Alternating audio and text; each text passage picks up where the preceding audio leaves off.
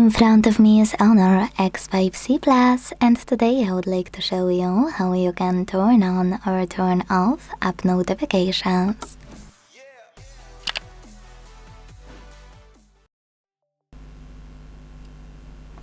Start by opening Settings and scrolling to click on Notifications and Status Bar.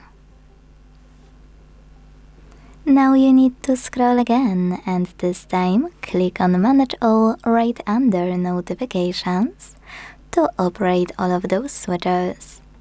By tapping on blue ones next to chosen apps, you will block notifications from them.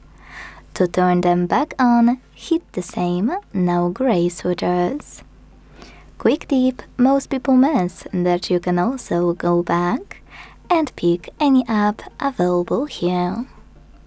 Then click on it and manage notifications thanks to this switcher next to Allow Notifications. If you decided to switch them on, you'll be able to adjust all of those options as well, like notification bubbles.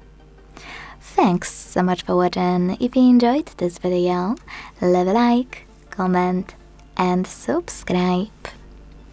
Bye!